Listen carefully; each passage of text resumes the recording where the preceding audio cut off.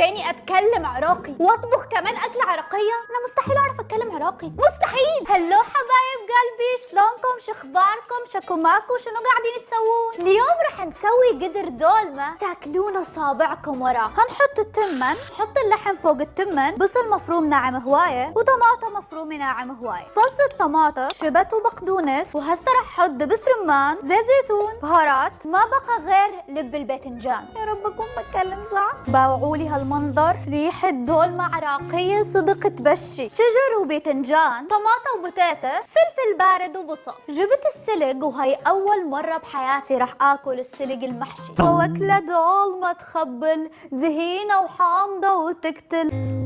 واو كلش طيبة، كلش. لكل حبايبي من العراق قيموني واكتبوا لي اخد كم من 10 في الطبخ العراقي وكمان في اللهجة العراقية. وهسه بكمل الشجر. سلام.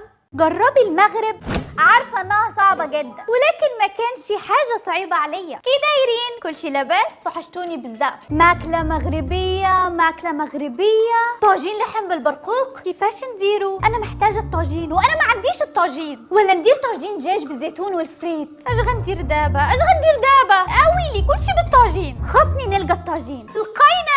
ودابا بعد ما لقينا الطاجين نطيبوا طاجين دجاج ديال الزيتون والفريت. اول حاجه هنشرملوا الدجاج ديالنا بالثومه والحامض، زيت زيتون، الكزبر والمعدنوس، مليحه، فلفله، خرقوم، جنزبيل، ومن بعد نغطي على نار هاديه ساعه تقريبا. وهذا شكل الطواجن ديالنا من بعد ما طاب. هنضيفوا ليمون ميسر وزيتون البلدي. واو. واخيرا غنضيفوا الفريت. يا لطيف شحال بنين. يا رب اكون عرفت اتكلم مغربي كويس. ما تنسوش تكتبوا لي في الكومنتس عايزيني اجرب اكله ولهجه انهي بلد. اطبخ اكله سوريه وانا بتكلم سوري. مرحبا يا جماعه، كيفكم؟ شو اخباركم؟ مثل ما بتعرفوا انه انا امي سوريه، فلو غلطت باي شيء باللهجه السوريه اليوم امي رح تنتفني تنتيف، يعني هتديني بالشبشب. ماما ركزي معي، بدنا اكله سوريه سهله وشي غير الشاورما السوري. ما في غير الششبرة. 3 كاسات طحين، ملعقتين زيت، وراح نضل نعجن ونعجن لحد ما تتكون العجينه. بنحط اللحمه، وثاني شيء رح نحط البصل. إسراء ما تنسى الملح والفلفل.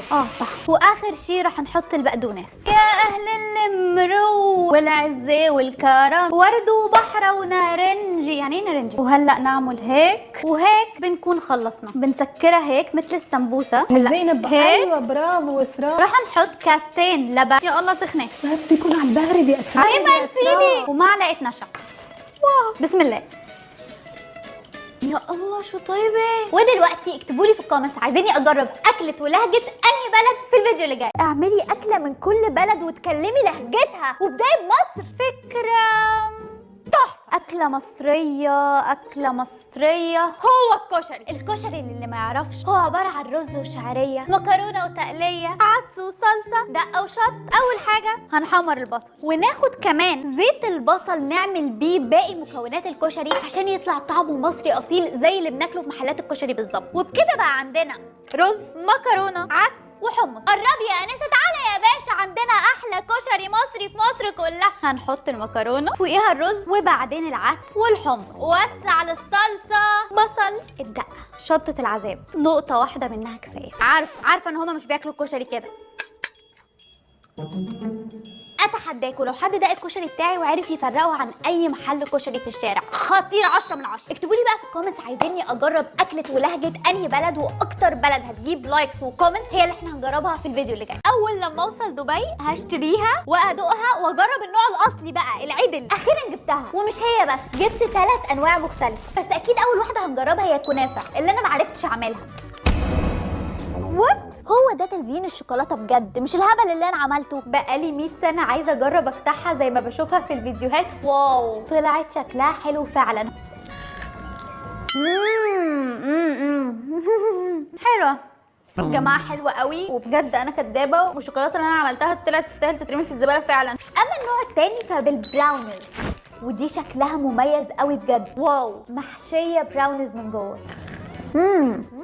لا فعلا تستحق الضجه دي، تاخد 8 من 10. والاخيره بالقرفه. لا بجد انا مش هتكلم، شكل الشوكولاته احلى من طعمها. قرفه وزبده الفول السوداني. انا ما بحبش زبده الفول السوداني، فدي بصراحه ما عجبتنيش قوي. وبس كده، اللي عايز الوصفه يا ريت ما يسالنيش عشان انا ما بعرفش اعملها.